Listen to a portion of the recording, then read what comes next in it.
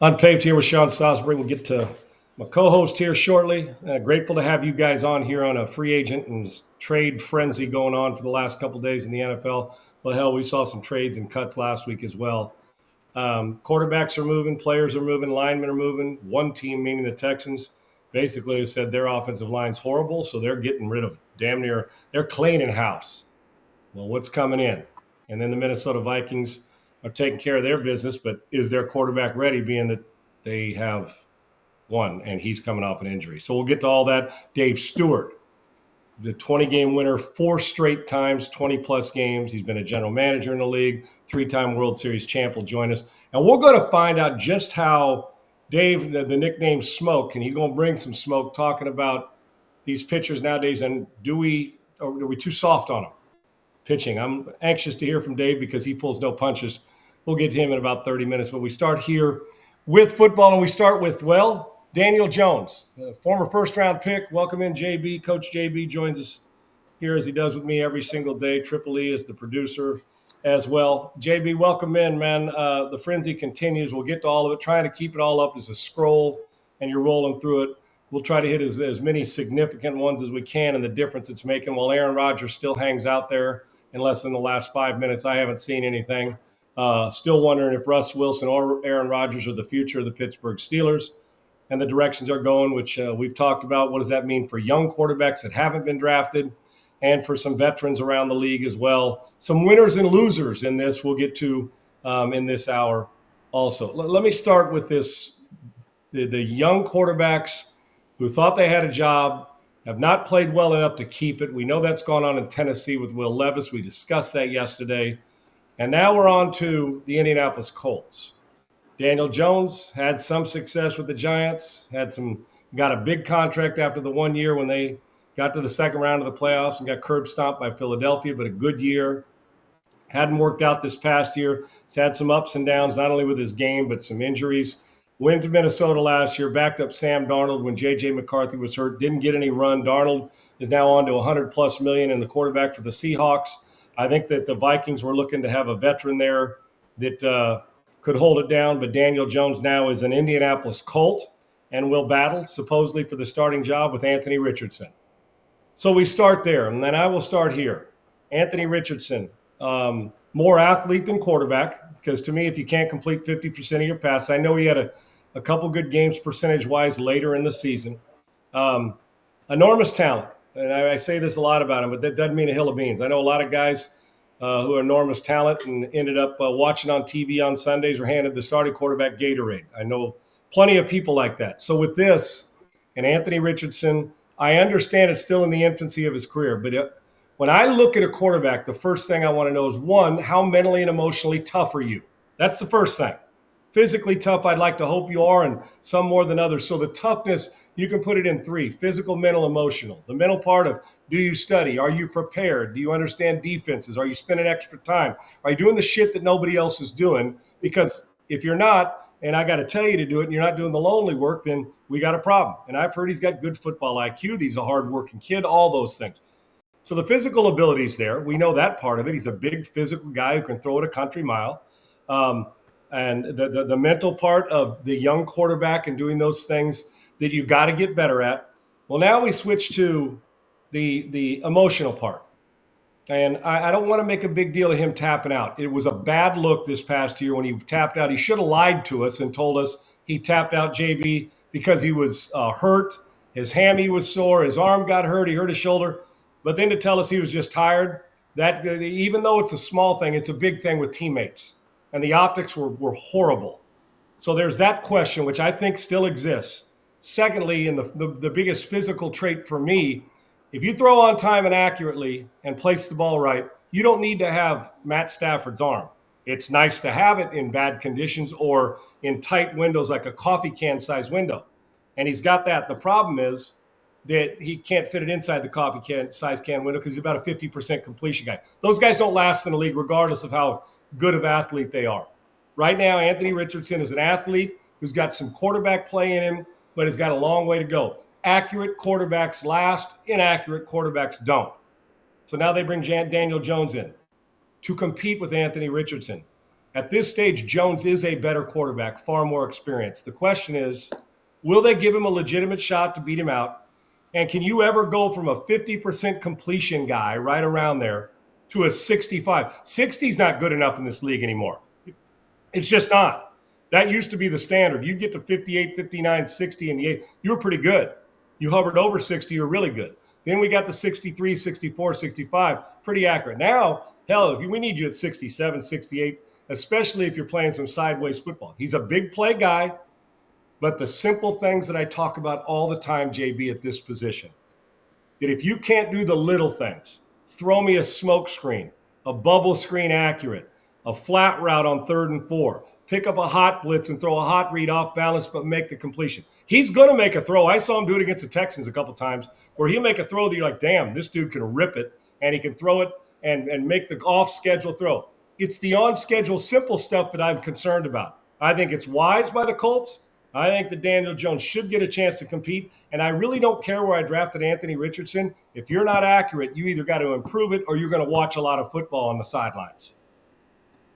Sean, this percentage is a joke. We gotta understand. I don't know if the casual, common fan understands what I mean. 65% completion percentage, I think, is like the median now in the NFL. You and I, when we were 65 and watched Troy Aikman and yourself and these other guys complete those balls, they were fucking in-cut digs behind the coverage. They were quarters beaters. Right outside, the linebacker heard the ball whistle past his ear because it was an anticipatory throw. That's when quarterback play was legitimate. Nowadays, we live in the dink and dunk era. They should be fucking 80% completion percentage. I'm just tired of these analytical people out here claiming that 80% completion percentage we've never seen. Well, no shit. Troy Aikman didn't throw bubble screen all day. He threw fucking dig cuts and bang eights and comebacks. That's the difference in this game. We didn't live with RPO throwing a slant because the linebacker committed to the run box so goddamn heavy that we now live and die in this new generation of football. We got to understand the analytics are killing the game from a QB perspective. I just get pissed off, Sean. Sorry, but I had to give you a rant right there. The quarterback play is atrocious. It's getting worse and worse year in and year out. And you can't tell me 32 QBs across the land in the NFL are the same 32 that we grew up watching. Every quarterback that started in the NFL, deservingly so, did it the right way and deserved it. Nowadays, we're throwing guys in there because they can throw bubble screen. And then they don't like it, like you said yesterday, Sean, and they can fucking tuck it and go 80. And our good friend, Noel Mazzoni, says it best. There's quarterbacks that are athletic, and then there's athletes playing quarterback. And that's what we live in right now. Athletes who are playing quarterback instead of quarterbacks who are athletic, like Randall Cunningham, Michael Vick, guys that can drop back, hit the fifth step and throw. Steve Young. Fuck, I mean, come on, man. People underestimate yourself and Troy Aikman and Jim Kelly as well. Guys that were really athletic. People don't remember. Aikman went to Oklahoma to run the fucking wishbone. I don't think people realize the athleticism, but it gets overshadowed because he was such a pinpoint accurate thrower of the football and stuff like that. And JB, you're 100% right. Love the rant. And one thing I don't want my starting quarterback to be athlete first, quarterback second. I can't. No. I can do that in Pop Warner. And this is where it starts. You give the guy your best player, put it in his hands, and he goes. And when in doubt, and it's happening at the NFL level, the quarterback play depth-wise, the consistency from 1 to 32 is horseshit. Now, the elite ones at the top are consistent. The Burrows and the Mahomes and the Jacksons and the Allens, they're really good most all the time. And you should be complete. You can't complete 50% playing sideways horizontal football. See, when you say, well, Drew Brees played it, yeah, and Drew Brees completed them all, but also when he made the shots, when he had the shot play and the chunk play, he didn't miss it. And he threw with such great anticipation and accuracy, he made up for what most of us would consider a 6'5", physical, big-time thrower. We get so caught up in this, man, it's phenomenal. Steve Young was these guys and Randall Cunningham before that with far more accuracy and far more. They'd get through progressions and didn't lean on the crutch. The crutch is make a big play with my feet, bail after my first read. We see it happen with Justin Fields. We saw it with some young players early in the league. Hell, Will Levis the same way. Boy, what a great athlete. But he's not a full-blown quarterback because These guys, we love the arm strength. We're intrigued with shorts and a T-shirt workout. And if they can do that, but can you complete balls under duress? Can you complete them in pressure situations? And can you make the simple play all the time? We don't live, there's this perception that a guy like Mahomes or Allen make all the big plays all the time. That's where they live. No, that's not it. You can go back and we can walk you through tape. And eventually when we get this new studio done here in our Premier Gold studios, and we build the real studios and get them done and they're finished, which is coming down the pipe. And I got a telestrator, I'll be able to show you, and JB will as well, that what we're talking about making that simple play and that simple throw and understanding coverage. And it's not just how to get them and when to throw on time and how to throw people open.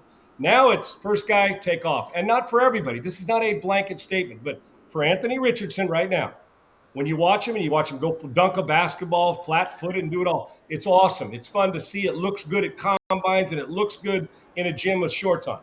But when it's nut cutting time and a guy's knocking you in your damn face and you got to hit a blitz pickup and the side adjustment with nobody protecting you and your feet are taken away from you, can you still throw the ball? Can you drop back on schedule? And I see this all the time with these damn trainers at a young age. Can you make the on-schedule play consistently? We're so caught up in, you'll watch some guy post some shit on Twitter, and they'll watch him doing all this Santa Claus gadget stuff and running around and throwing sidearm. And then the game comes and you're like, man, you made a couple really good plays on that hole shot, falling off balance because you got hit in the mouth. But remember that check down that you missed 3 times because you threw it high? Or the fact that you never got to the check down because on the second read, instead of being patient enough to understand coverage, you decided to bail, ran into a sack. Why do you think some of our best runners get sacked the most? Do you want to know why? Because they run their ass into sack because they're not patient enough to hold their water and get through the progressions, understanding coverage. If I talk to a quarterback and I say, what'd you see? He says, well, I saw the receiver. If you fucking see the receiver and that's your answer, I'm done with you. I got to train you to tell me what the coverage saw. I already know where the receiver's going. I get the route based on either leverage, pre-snap read, what we call the huddle. So these quarterbacks now, and listen, Richardson's a phenomenal athlete. And if anybody out there takes it personal that you don't like it, well, get over it, okay? And if he doesn't like it, get over it. He's not a quarterback yet. He's a diamond in the rough, but I got news for you. He'll remain either a diamond in the rough that doesn't quite shine enough if he doesn't learn how to throw it on time to the right person accurately. Listen, you talk to most of these experts far greater at it than me that say, what do you need most? I got to have arm strength ain't coming first for me. I had plenty of strong-arm guys that playing in the fraternity league, drinking beer and chasing ass that couldn't throw it, that couldn't, like I said, drop in the ocean standing in a boat or 3 feet deep of water. The problem is it's the on schedule. I see these guys train them. They're training them all off schedule, and they can't make the simple play to sustain drives. How many plays did Jalen Hurts make in this Super Bowl? Victory. Played defense, ran the rushing attempts, and Jalen Hurts made plays. I can take you back. It's the last Super Bowl, not this one, the year before. Mahomes didn't even throw for 250, but he hit the simple stuff. And you're right. 188. We play all this sideways football. And we forgot. And then when we don't hit the vertical pitch, we like, well, what happened? Well, they're so caught up in boom. And then we say, man, he's 66%. Then you go back and watch 12 of the throws of the 15 throws were either behind the line of scrimmage or 4 yards in front of the line of scrimmage.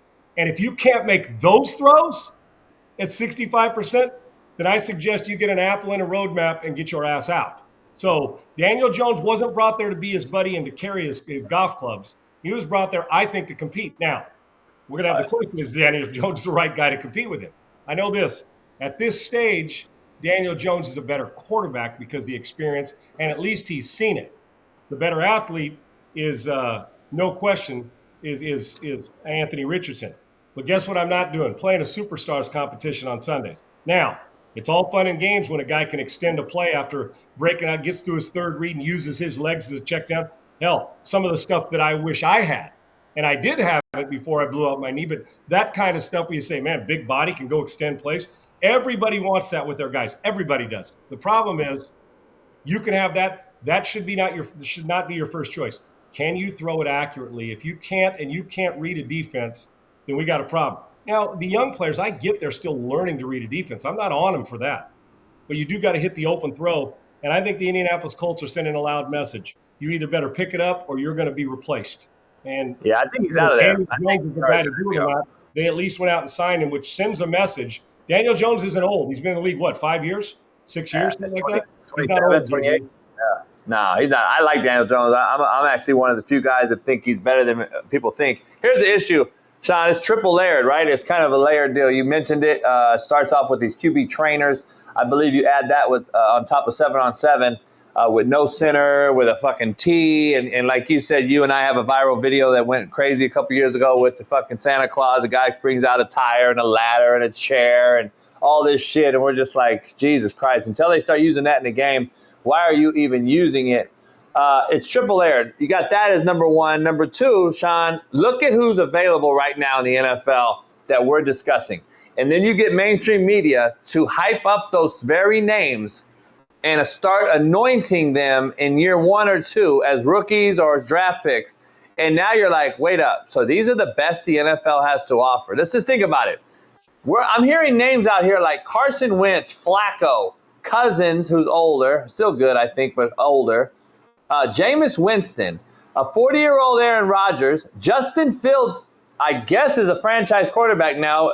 New York signs him on a 2-year deal for $40 million. But think about the quarterbacks, Sean, that we're saying are really good. And we're training our minds to say, well, the league's in the golden era of quarterback. It's not. Don't let you get fooled by mainstream media. This is the worst era of quarterbacks. And I'm just telling you straight out, Sean, it's like getting fooled by fool's gold with the gas prices. Hey, JB, Sean, gas has come down, Sean. It's only $4.95 because it was $6.85, but 2 years ago it was $1.95, and now we're fooled to think it's dropped tremendously from $6.85 to $4.85. No, quarterback play is garbage right now, to Sean's point, and we're sitting out here anointing guys without even ever seeing them win a game. At least Daniel Jones won a goddamn playoff game, by the way, on the road. That's exactly in Minnesota, if I'm not mistaken, correct? It is Minnesota. Maybe along with that, these quarterbacks this could be a full show, 4-hour show on its own. These quarterbacks, here's what happens too, is a quarterback will drop back pass and he'll have one of those games where he's out of his mind and he runs for 90 yards and throws for 220. But the big plays came with his feet. And then we get lured into this. What a fucking playmaker.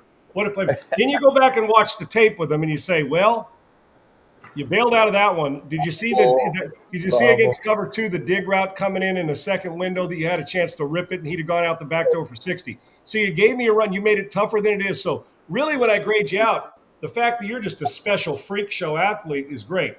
What you can't sustain is that. Being inaccurate thrower, missing simple stuff, missing open stuff, and thinking that I don't care how big and physical and strong you are. This game will catch up to you and it will find you.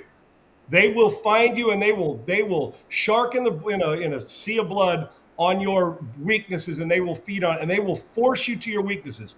If you're a dumbass in basketball and a guy's all right-handed and you force him to his right hand, then you're an idiot. It's the same thing here. If you don't coach the bad stuff out of them and allow them to do it and make the excuse that we're looking good because we had one win, you can't sustain it. I don't care how physical you are. I don't care how big you are. Quarterbacks who don't sustain getting the ball out on time and throwing with accuracy, you will never be able to keep up with. You say, well, Sean, what about Jaden Daniels? Yeah, what about him? Great feet second. Phenomenal accuracy and poise in the pocket first. Bo Nix, go and look at his accuracy and the plays he made from the pocket. Extends the play. And these guys are still the Drake May got better at it on a team that had JB and I might have been able to play for them wide receiver-wise. You start to go through these guys and look at the transformation in Lamar and Josh Allen's game. Both came in as physical athletes for different ways. Josh wasn't an accurate passer, worked on it, was coached right. And that Brian Dable guy you're talking about got him coached up right, worked on his mechanics more sound. Whether you like the mechanics, and Lamar Jackson, I remember the first playoff game. Remember when he played the Chargers? And I think it was the Gus Brown. I can't even remember. Was it the Chargers they played or the Colts? I can't remember who they were playing, but it was a playoff game. Flacco, when he came in there and they just handed off and ran, and you thought, man, he's got to improve this. And he's gotten better every year on accuracy. Whether you like the way he does, he's gotten better throwing the ball and is far more efficient throwing it now, big play, short play, and he doesn't consistently miss the short stuff. And neither does Josh Allen, who was a sub-60 guy. It's rare you're a shitty accuracy guy in college and you come to the NFL and you're like 10 points better. That is rare. So those things all exist. But Daniel Jones, so I'll ask you this, and Dave Stewart will join us in a few minutes. Can Daniel Jones, will the Colts and Ballard and the Shane Steichen, will they be willing to truthfully play the best player? Or will the optics look bad and say, we got to cover our ass? We're not giving Richardson the starting job unless he earns it. Will they? And like I said, I don't know how Daniel Jones is going to play. I really don't. If you guys all know, let me know. I think Daniel Jones is better than a lot of people thought he was in New York. I think he had some moments. He's actually got good athletic feet as well, but he's a more accurate passer. So used right, can Daniel Jones win this starting job, and will they give him a legitimate chance to win it to make them a better team? Because you know what? Stroud's pretty good, and the Texans are going to be fine.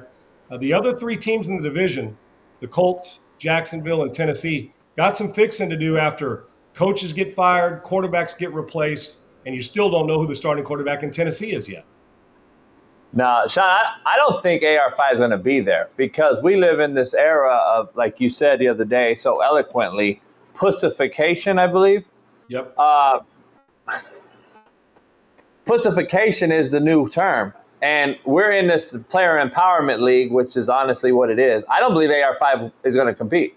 I think he's on the first thing smoking. These cats don't want to compete no more. It's gimme, gimme, gimme code. It's gimme, gimme, gimme, Sean. I'm just being honest. I don't want to give shit. I want more money to play less. I don't want to fucking compete. I don't want to develop tough skin. And the rumors right now, Sean, are AR5 is leading the New York Giants discussion as the quarterback. So it's already rumors out there. He may be going to the Giants if Aaron spurns them and says, I'm going to go to be a Steeler. That's what they need, JB. New York, tough media, in a windy, cold place, outdoors. That'll help the accuracy. Sean, My head's going to freaking explode, dude. That'll help you. And listen, I want these guys, when people say that, I like quarterbacks to succeed. We're top heavy. And people mistake being paid a lot of money for being a good player. No, that's more called timing. Okay. It's called the market. What's that? That's called the market. Oh, market. There is That's no all question it is. about it. Hey, John, you got a shitty house in Compton. Guess what? So do I. It's fucking $300K. You know what it was 20 years ago? It was $50K because the market raised the house. Guess what? The house is still shitty. Yeah. We got more that I question than we do good. Right? Trying to find your top two is a little tougher than trying to find your bottom third. I assure you. Back in the day, when you play, just shits and giggles. We're not going to go through it all. I know you got other topics to get to. And Dave Stewart, think about from 1 to 32. I can just go through the list. I mean, Ken O'Brien. He would start right now. He was probably the lower tier guy at the time. Tony Easton had him in a Super Bowl in New England. Tony Easton, big time. Just come down the list. Just go middle 2000s. Dude, at one time in San Francisco. Ryan was pretty fucking good, wasn't he? He wasn't the top guy. Steve DeBerg, who was a backup and a starter. Play action fake legend. The best stretch play action fake guy in the history with Barry Ward and Christian. Steve DeBerg fake, right? We called it that in practice. Steve DeBerg fake. Yeah. I mean, Sean, we've lost it. You know what's crazy? At one time, the 49ers on their team had Montana Young and Bono was a good friggin' player.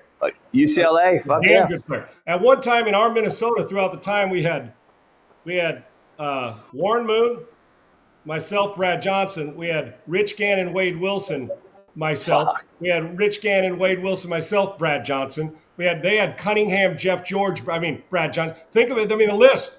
And the only reason I'm saying it's not even just it's the depth of those great starters like Warren was.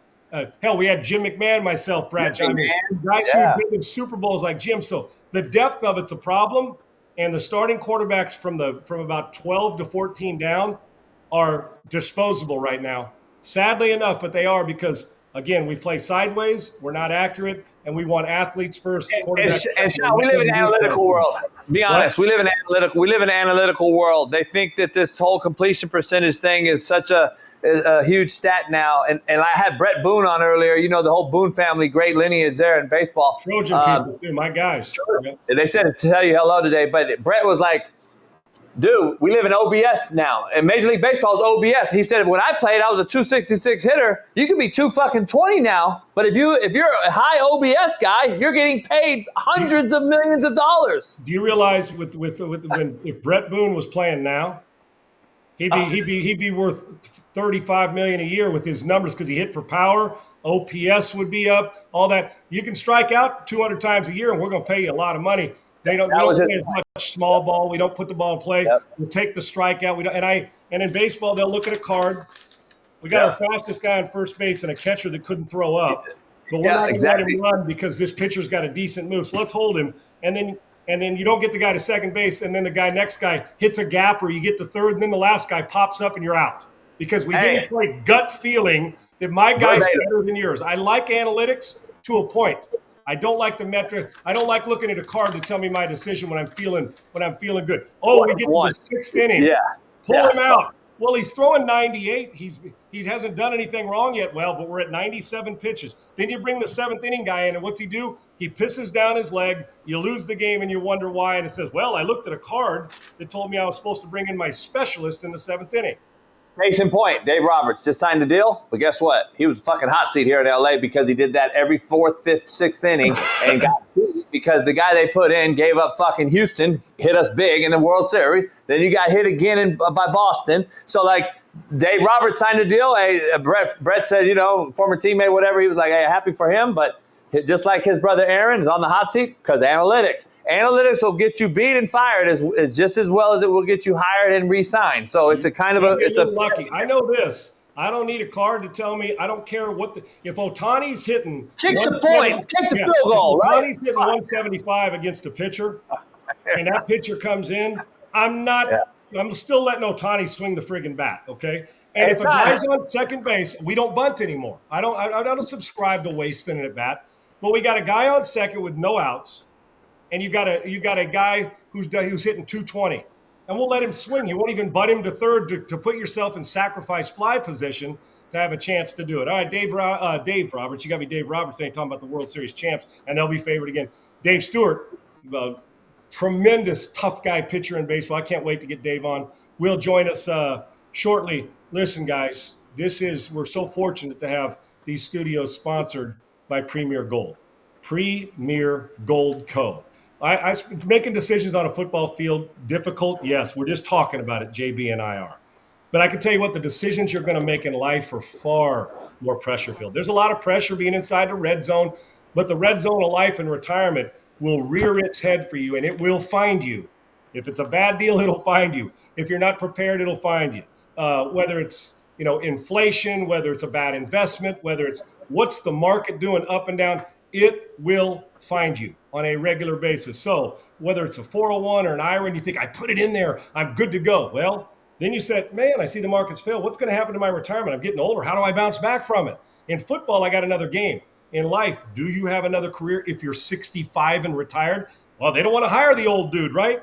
What are you going to do? Well, how about holding tangible, building wealth, Premier Gold, and a playbook that gives you a chance to understand how you protect your wealth, not just make it, but keep it and protect it. Physical, tangible gold, precious metals, those assets that stand the test of time, regardless of a market swing, regardless of debt. It eats away at your retirement savings, and you may not have enough time to make it up. Even if you live 30 years, are you still in your money making if you make one bad deal and you don't have the right playbook? Well, a financial security playbook that's about building wealth and keeping it is Premier Gold. Not precious metals can withstand all that. Physical gold and silver provide security and freedom and makes it easy for retirees to own gold, offering expert guidance and a simple rollover process and no hidden fees.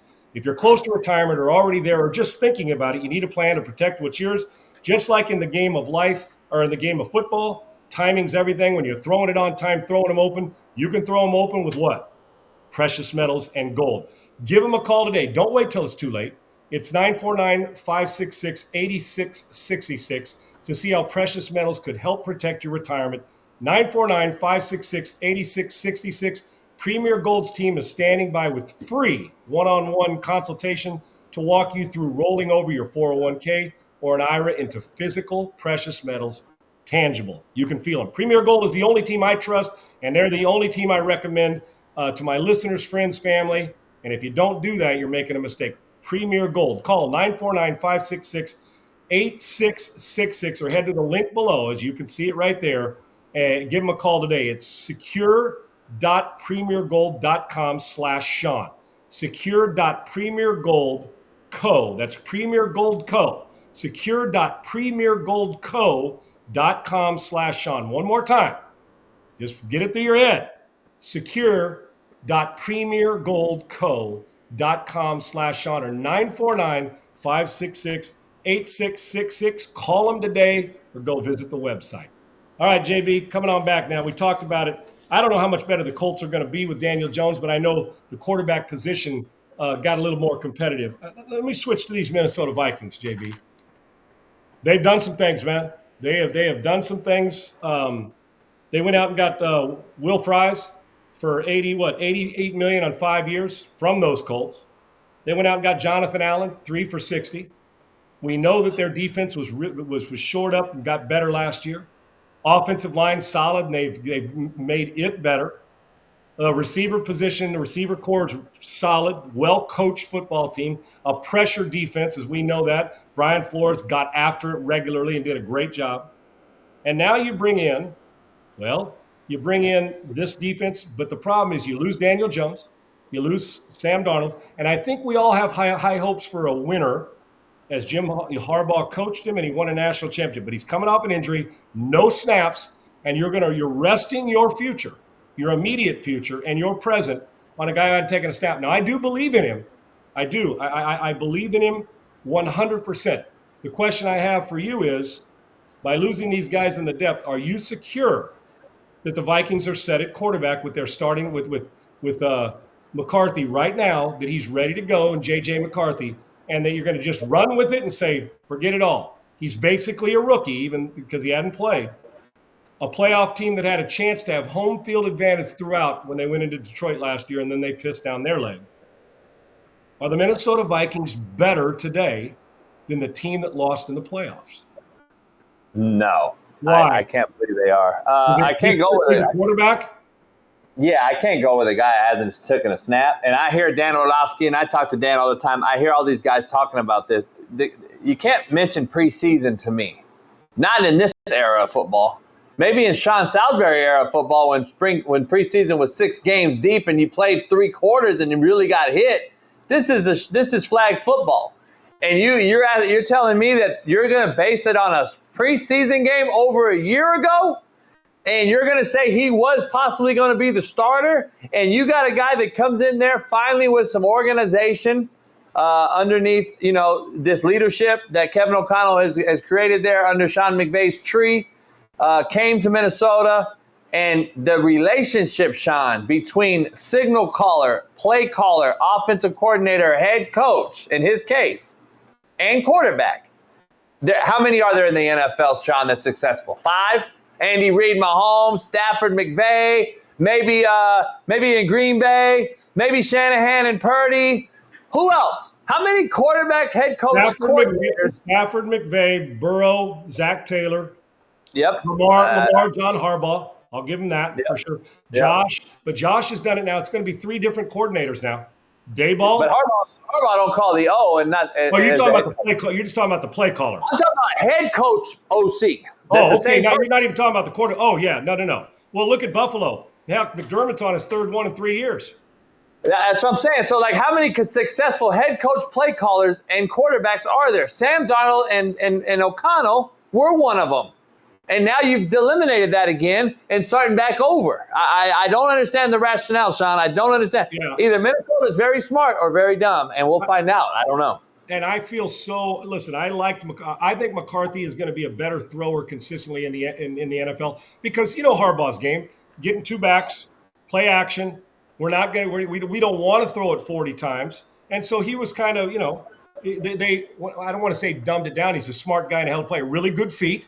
That RPO crushed people, and they ran play action. Accurate with the football. He's a 23, a 29 guy, really good player. It's different on Sundays than it is on Saturdays. And that physicality of the Michigan Wolverines was good. Perfect mix, and I love it. And I do believe J.J. McCarthy's a good player. And I've been on record as saying Like, you remember when they think about North Carolina and Dean Smith basketball for a second. Go back and think about North Carolina, whether it's Roy or Dean Smith, when Michael Jordan was there in the past with Dean Smith, when Anton Jameson, when Vince Carter. Go back and look. Tell me there's a 30-point per game score on North Carolina. Oh, DNA says yes, but 16, 17, 18, get them all, play slow down. So we never really knew. Nobody knew that Vince Carter was going to be that kind of explosive offense player. We knew what kind of hops he had and could dunk, but did you know he was going to fill it up in the NBA level? Well, when they got there and they were freed up to do more of it, you saw Jordan and Anton Jameson was averaging 20 plus. They exploded. Because not that Dean, a great coach, but like Harbaugh, they do it a certain way. And then when they get out from under that, they take the great stuff they've learned, the great leadership, they apply the mechanics, and then they go, and then their real talent shines through if they're coached well at the next level. And those guys I mentioned were. Well, in football, same way. Michigan does not want to throw it that many times when Jim was there. So McCarthy was, I don't want to watered down a little bit because they could run it, and that's how they were winning. Well, now he's going to get a chance to head to the NFL, and McCarthy, O'Connell's going to throw it. Kevin O'Connell likes to throw it. They want to run it, but he'll throw it 30, 35 times. I think as you expand his game that J.J. McCarthy can, but you're right, JB, as we sit now, a team that was staring on the 17th game of the season, home field advantage, and Sam did not play well in that game. We know that. Or if Darnold plays well in that game and in the playoff game, McCarthy is still the backup quarterback. You couldn't let him go. He opened up a little can of worms, and Seattle saw enough to say, oh, hell no, the guy can play. You and I have seen enough of Sam Darnold on a good team with good players to know this is more Sam Darnold than the Jets Sam Darnold, than the Carolina Panthers Sam Darnold, because his arm, he's always had that talent. Well, now that you've got J.J. McCarthy there, if you're Kevin O'Connell, while you may love, and we're going to hear the narrative come out of there, J.J. McCarthy is going to be great. I understand it, and he may very well be. But if you're Kevin, you cannot feel overly comfortable. The relationship was perfect. He was a perfect storm. He coached him up great. And guess what? He coached him up great. And look at the results Sam Darnold had. Now you let that go. I think J.J. McCarthy, you can raise my hand. I still think they're a playoff team. But we don't know because we haven't seen him. We hope he's ready. But when you've taken no reps as an NFL player, I can't tell you that he's going to be a great player immediately. But I think he's a quick study and he's mechanically sound. But it's still going to be a work in progress. So today as we sit, the Vikings team is better, but there's still a question, and at least in the infancy of this, at the quarterback position, not only depth-wise, can McCarthy's arm shine so defenses aren't saying, hell no. You got these guys. If you don't run it at us, I'm going to make him beat you throwing the ball right now and force you to throw it. I like McCarthy. I am a fan. I just like a little more security at the position. And if he'd have played some as a rookie, I'd have it. I know he's got great college experience, but they're going to ask more of him at the NFL level than they did at the University of Michigan. His feet will be an advantage, but he's still going to have to deliver the ball from that pocket, and it's going to be without any experience going into the regular season next year.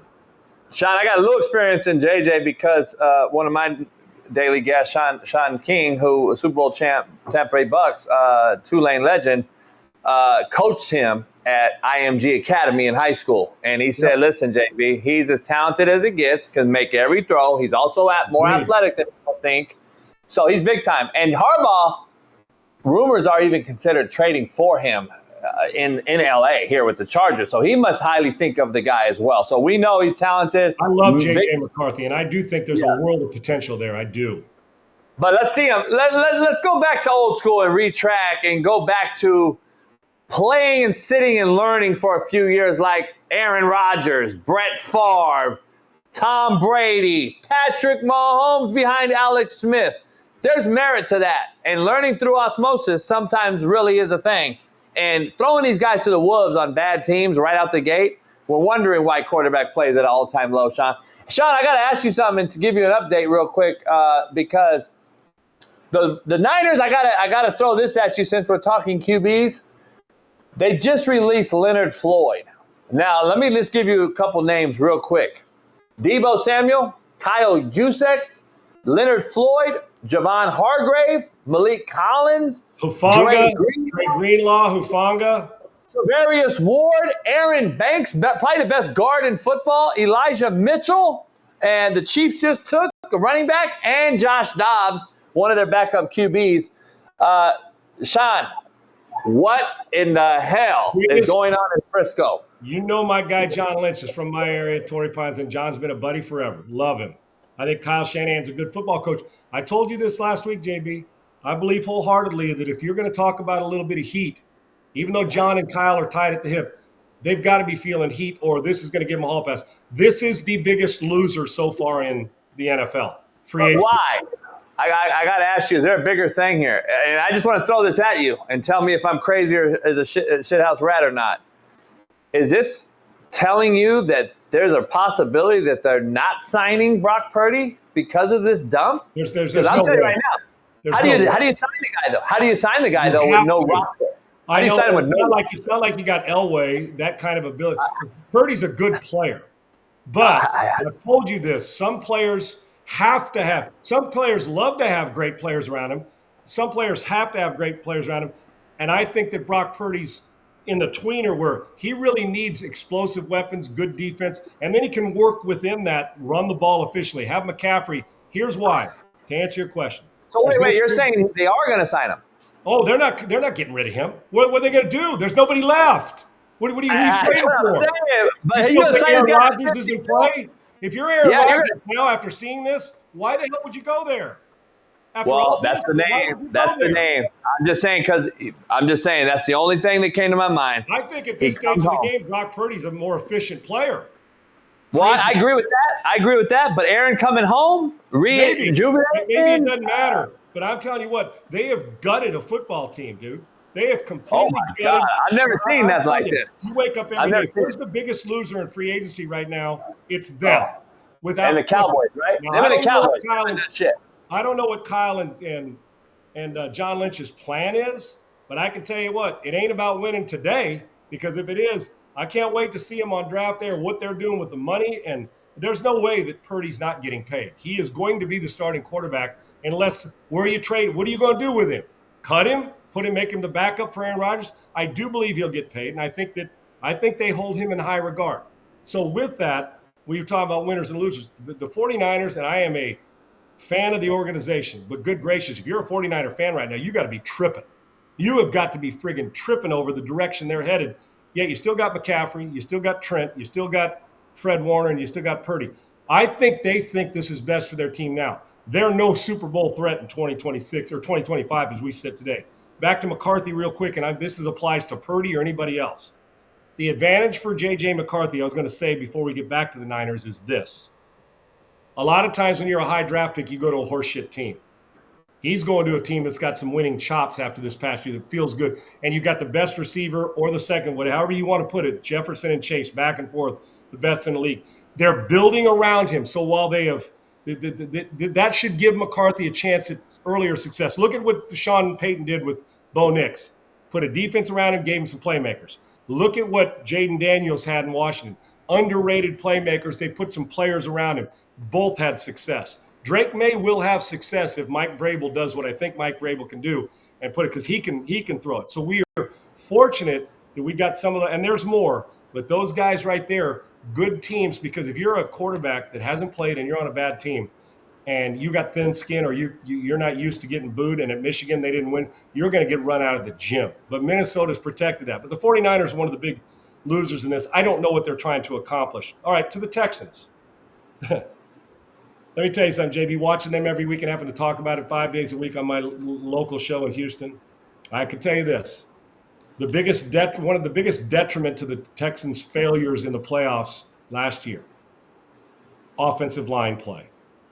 They have said that, and I think Tunsil will be good for Washington if he is committed to an offseason program and he understands discipline and quick. He had 17 penalties to lead the league.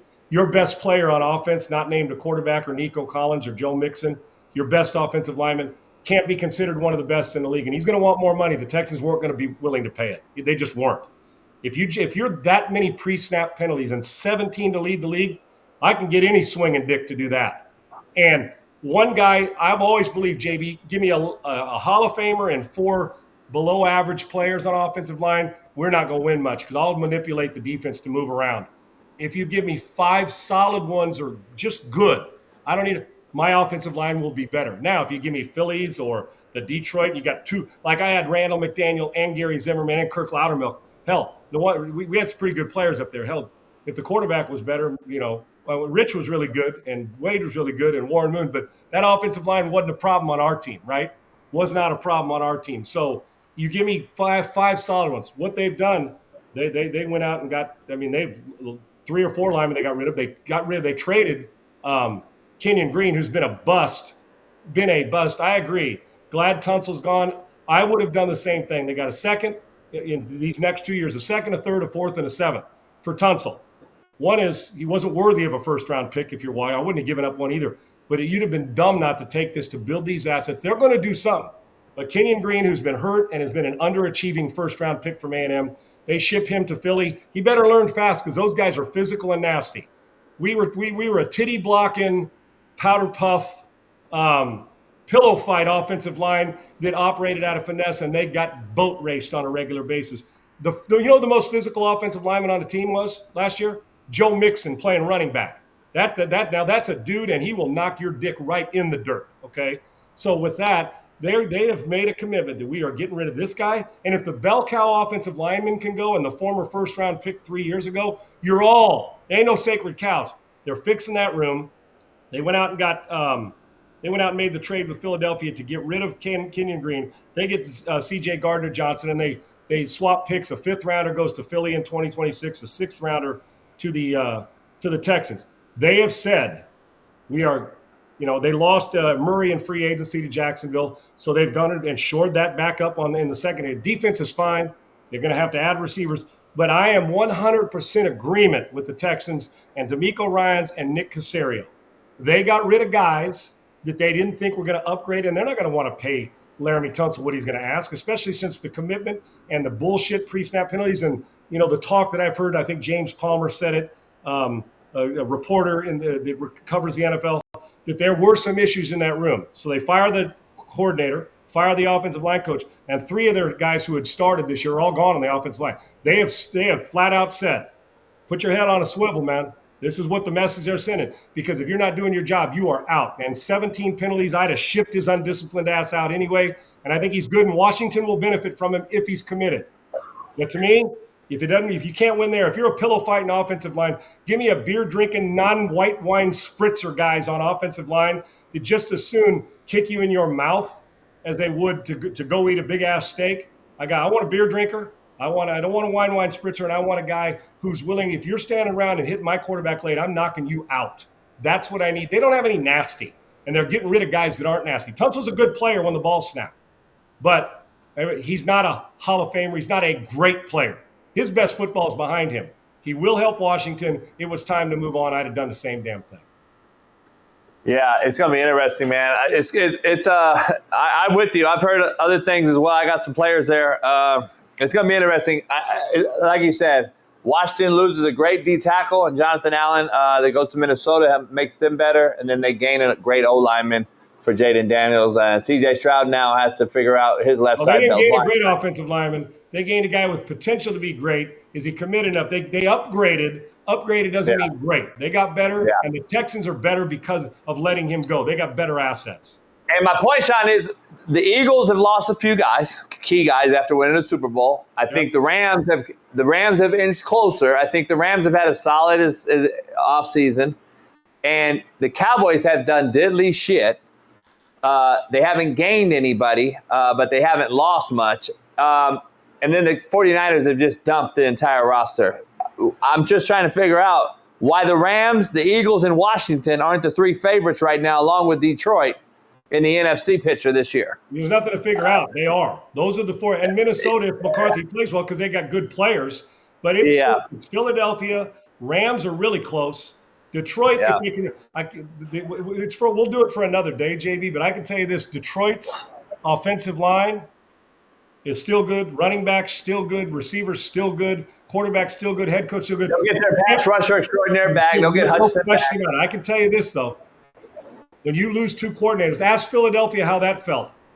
That's why they lost Gannon and Steichen. Yep. Next year they hired a coordinator and on both sides of the ball. They had to fire them both. And then the head coach is in danger of what's going on now. Is Nick Sirianni in trouble? They went out and got one of the great defensive coordinators of all time in Fangio. Kellen Moore fit in perfect, and look where they got back to. I can't diminish how important the continuity of those two cats calling signals on both sides matter. Now, we're going to find out if the people they elevate and brought in are going to be able to do what Aaron Glenn and Ben Johnson did, but this is an offseason. It's new. You're going to get new verbiage. You're going to get some new things going on, and it's a different teaching. Coaching matters, and it's going to matter. Hey, Sean, but the talent on Detroit is as good as there is in the league, especially on the offensive side of the ball. Sean, if I threw a name at you real quick that's starting to hit the rumor mill here, it looks like Schefter and Ian Rappaport, a few guys are men. If I told you better fit for the Pittsburgh Steelers today, Aaron Rodgers, you won't believe this one, or Joe Flacco, what would you say? Would you stop it? Are you really asking me this? I'm dead serious. Joe Flacco seems breaking the news. They're saying Flacco may be going to the Steelers. If what Joe Flacco's done in his career has been great, I lost so much respect for Big Joe. Waltzes off his couch and outplays Watson. I'm with you. Dude, I'm just saying. I'll crawl 10 miles over broken glass and hammer one in your shadow. Hammer one out in your shadow to give respect to Joe Flacco, okay? And I ain't crawl 10 miles over broken glass to hammer one out anywhere, but I will to put respect on Flacco. But would you stop it at this stage? Joe's the perfect – you know what he is? Hey, Joe, I need you for a couple. Gotcha, man. I'll go out there and I'll be on – he can still rip it, but he can't move from me to you, and I love him. I'm just wondering if Joe's ever saying, these guys got me in a rumor mill. Damn, I'm done with this shit. I've had enough of this. Hold on, Sean. Do you get my fucking point here, though? Yes, you're talking about the weakness of the league. Yes, I get it. Fuck me, Sean. Come on. If I'm Joe, I finally said, I'm headed back to be a Delaware Blue Hen, and I'm going to do something around the camp. I'm going to play golf. I love him. Come on, man. This league, I'm telling you, the quarterback plays strong. Is the golden era on Ryan Clark? He's been a golden era my ass. Okay, the only gold you need is the Premier Gold. We're going to give you right here, the Premier Gold Co. Okay, it's not the golden era. Now, there's some that belong in the golden era, and that's some of those fellas at the top that are really damn good. But, yes, it's Aaron Rodgers. The question is that where he wants to go? We're going to finish up. Let me get a couple of these things in. Flash funding, guys. Instead of waiting on receivable, they're dedicated to helping businesses grow and expand, providing the cash flow they need exactly when they need it. Businesses can access intermediate funding or to seize growth opportunities. They'll also cover operational costs, maintain profitability, growth opportunities, all those things. Partner with a diverse range of businesses, they will, not just to support their success, but to offer financing solutions beyond what traditional banks can provide. And we know what that is. With 14 years, that's withstood the test of time of industry experience. The team's committed to delivering exceptional service. Understand that cash flow is the key to business growth. No cash flow, hard to have business growth to be able to make those payments that you need to make. And we're here to help you unlock it with Flash Funding. Flash Funding offers factoring services across the continental United States. And you see it right down there where you can go and visit them at flash-funding.com, providing same-day funding with no monthly minimums or application fees. When it comes to financial flexibility, and we need flexibility, we're ideal and the ideal solution for your business needs. There you see it right there at the bottom, flash.funding, flash-funding.com. There. JB, a couple more minutes we have left, and we got so much. The great thing about a 5-day-a-week show is we get to cover it all, wall to wall, every day. We don't have to get it all in on one podcast. See, because we're not lazy. We do a podcast every day. Go ahead now. I got some breaking news for you in another sport. Okay. Maybe the GOAT. You and I can debate it, whether it's him or someone else that we watched growing up. Tiger Woods has ruptured his Achilles and is done for at least some time. Is it time to just say that's it? Here's the things we know. There's two cats that belong in that list. It's him and Jack, period. With all the Bobby Jones and Arnold Palmer, there's a lot of great ones. Those two are at the top of the list. That's Brady Montana, Brady Mahomes, whatever you put up there. Nothing. Tiger Woods got more comebacks than lives, and his comeback to win at Augusta again, nothing short of phenomenal. Love him, and love the way the maturity and what he's doing to mentor young golfers on the tour and off it. And if you got final day, you didn't want to draw his ass because he would just ignore you the whole time and wear you out. All that stuff documented. This breaks my heart because I almost felt like he was moving better with it. He started to look after the accident this recently like he's moving better. And to have this happen, it almost feels like, Tiger, keep mentoring. Money's not an issue. Keep building golf courses that we can go play, that you can build beautiful golf courses. Help Charlie get better and have the same approach to it you do, his son. But you can't tell great athletes when they're done. My gut tells me Tiger's going to make another comeback and go dominate the senior tour. I'm telling you, if he wants to watch, dude, you're going to question his ass out? Don't. Excuse me. He's done it enough. We will not shock when that guy comes out and wins 8 straight on the PGA Senior Tour when it's time. The truth of the matter is, at some point in time, you probably should make him commissioner of the PGA Tour if he wants to deal with all the shit. But it breaks my heart because whether it's training or whether he was working out and all these injuries that have taken place to what is, when you are the best driver of the golf ball, best putter, best short game guy, best long iron guy, all at the same time when you're winning, you're pretty damn good. And you were the most feared guy on tour. I hate this for him. I do. But I am not doubting that. Ladies and gentlemen, the Senior U.S. Open, Tiger Woods wins by 12 strokes after his 54th comeback. But there's a part of me that says, dude, you don't need to prove anything anymore. Just go relax and enjoy your $8 billion. Hey, this is speaking of $8 billion, this is why it's funny, because here's what happened. This morning he wakes up. I'm going to give you, this is how fucking unbelievable this is. This morning he wakes up. Yeah. He gets up and he starts training at his own golf course at his house, by the way. He's got a fucking full course at his house. Sucks to be him when it comes to money. Sean, he goes out, plays a little bit at his house, and says, oh shit, I felt a pain. Deemed to be ruptured, he heads straight over to Dr. Charlton Stucken at hospital for a special surgery in West Palm Beach, Florida. Immediately gets a minimally invasive Achilles tendon repair for a ruptured tendon. The surgery went smoothly. I'm back home now, recovering. All happened today, Sean. You and I wake up and go out and fucking hit a bucket and blow our Achilles. Guess what? 6 months before we have surgery. Yeah, not only that, and then you beef up because you're drinking beer and whiskey, sitting on your couch eating pizza and wings, and come back. You're making a comeback. You're making a comeback in the rec league. This is Tiger Woods. I'm talking to you and me. Right. Achilles. He fucking repaired it already. He's not. He ruptured his Achilles. Tiger, where'd you play? Oh, my course outside the back door. Well, when are you getting surgery? When am I getting surgery? I'm Tiger Woods. It's done. I'm already recovering. I'm sitting in a plunge pool. I'll be playing in 6 months. Dude, I'm just telling you, if you doubt the dude's comeback, I'm telling you, just to prove a point, he might just be tough enough to say, I'll talk to you now when he finally turns 50 and comes and says, you know what, I think I'm just going to go dominate these fellas and prove to them I can still beat them on half a leg. Honestly, damn near had to lose his leg, and now he's got an Achilles. I mean, what else could go wrong injury-wise? I have so much respect for the guy's grind, but that's what made him great. And the grind, and you can't teach, dude. You talk about a guy who's done lonely work. Unfortunately, the lonely work today got him, but the lonely work, and in all seriousness, this is heartbreaking, but he will, I'm telling you, we will have the questions.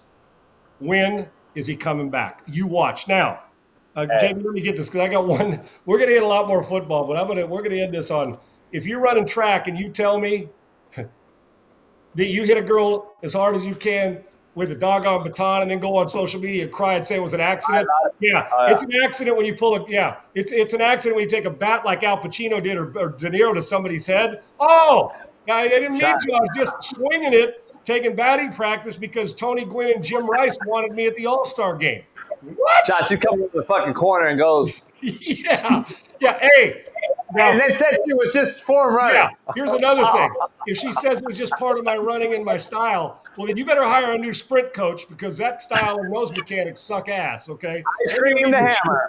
Ice cream to hammer. Ice cream to hammer. Another AI-powered funding company, which I love. The golden era is here. The golden age is here.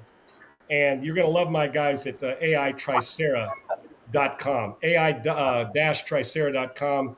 AI dot there with the website, Tricera.com, AI.Tricera.com. Listen, it is the golden age. The golden age of America is here, and opportunities are everywhere.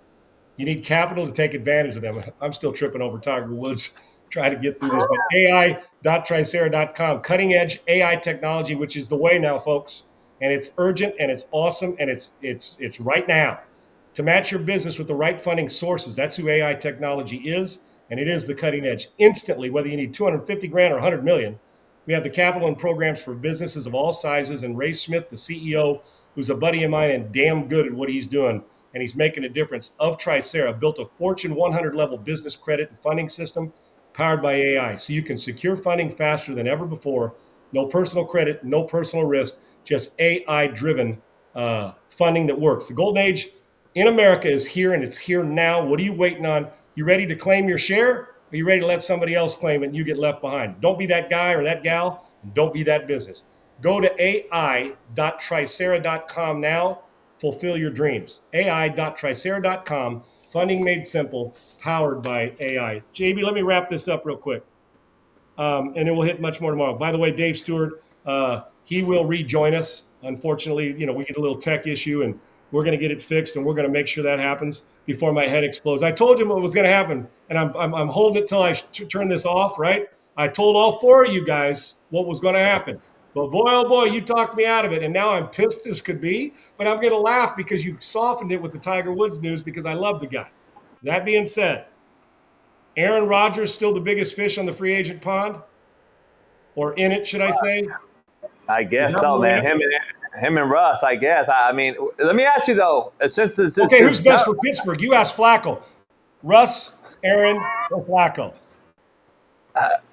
Aaron. I would think Aaron for a one-year plug and play. Here's the issue, though. Rumors are this morning, and then McAfee came on, who has him on his show all the time, and was like, look, there's a deal out there for Aaron to sign to go be Pittsburgh Steelers quarterback. He hasn't signed it. And that just leads me on my show this morning that said, I had Pac-Man Jones on today and Brett Boone, and we were like, well, why would you not sign it? If you're so close with Tomlin loves you, you love him, you just got DK Metcalf, you got a great defense, we know you're going to run the football, and the Niners across town where he's from, Sean, are dumping everybody. You think that there's a I'm chance just saying, there's some going on. He's holding on to see what's happening there. Or to your point, he follows Favre's footsteps in Minnesota as a much, offensively, I would have to think O'Connell over Arthur Smith and Justin Jefferson over anybody. And I would also think Minnesota, even though it hadn't Metcalf, I mentioned Najee Harris yesterday. We wake up and now Harbaugh goes and gets the perfect thumper for his team. $9 million, a guy that will knock you out at the point of attack. And he has what a great back for the Chargers. What a great get. And a big loss, in my opinion, for Pittsburgh. So you lose that guy. But with that, and we can discuss, I want to discuss this more because something will happen. We'll hear buzz about this in Pittsburgh and in San Francisco and maybe Minnesota. Does Minnesota cover themselves and say, but Rodgers can't go there and wear 12? Does he know Salisbury wore 12 there? I mean, come on now. We can't take a downswing from Salisbury. Hey, I don't think he's undefeated versus Elway. Look at that picture right there. Now, who's that look like? Rodgers or Salisbury? All right, it's an upgrade. Get Rodgers, but who the hell cares? Who's counting, though, right, JB? Give me my flowers for a game or two. That's it. Sean, I just gotta think the Niners are doing something for some reason, man. I don't think there's any way in hell. You and I will debate this tomorrow. I don't think there's any way in hell he's a San Francisco 49er because of the Purdy contract. And I think there's a better chance he's in Minnesota, but I think it's going to end up being Pittsburgh. But you're right. Why is he waiting? But isn't it, Aaron? Kind of when everybody says you should be doing something, he kind of waits till he's ready to do it. Let me ask you this, though. You've dumped all this money. Why the fuck you haven't signed Brock Purdy yet, then? Well, have you ever thought that an agent's trying to get $55 million instead of $45 million? I'm telling you right now, the Niners they're going against themselves, in my opinion, too much. Go ahead, Purdy, go test the market. Who's going to give him $55 million now? Nobody. I'm just telling you, something's going on here, Sean. I don't know what. We're still got a long way to go here, and it's just beginning of free agency, to your point. And I know we'll talk about it every day, but there's a lot going on. And Aaron Rodgers, Russ Wilson, and Brock Purdy seem to be the three out there. And then you got the middle of the pack guys still floating around, Sean. Don't forget, Jameis Winston, quality guy, can still play the backup role. Marcus Mariota in the right spot can be a backup. Minshew is going to get Riley released in Vegas. You got Carson Wentz, who had a great start of his career. You got but I don't know. Does Carson want to play football or hunt dove? Okay, I'm not really sure where he's at. I don't know. That's my point to this quarterback thing. It's bad. It's getting worse. And we're going to have – tomorrow we wake up and who knows? Aaron Rodgers could either be on a fucking dark retreat or smoking some fucking shit in pyramids of Maybe Giza. maybe Aaron picks up and says, I'm heading to the Peg to go win me a Grey Cup. Who the hell knows? Who knows what A-Rod's going to do? He might be on Gaza Strip. I don't know. we will discuss that tomorrow. We are grateful. And you guys, man, thank you guys who are here. Tell all your friends, because if you really want it true, raw, and authentic, you're getting it here. They're not afraid to give an honest opinion and fair. And we love you guys and appreciate it. I really mean that, to take your time out of the day to join us. Make sure you let your friends know. Join us here every day at 2 o'clock. We are, though, going to make a change because we like competition. We want to move it. We are going to move this show. We're going to make an executive decision to 1 o'clock Eastern.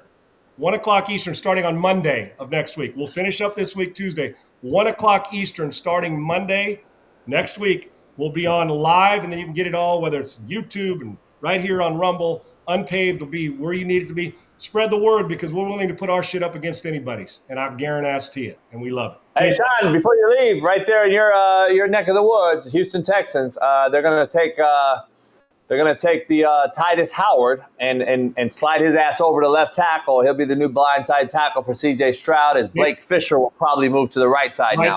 Fisher, their draft pick from a young kid.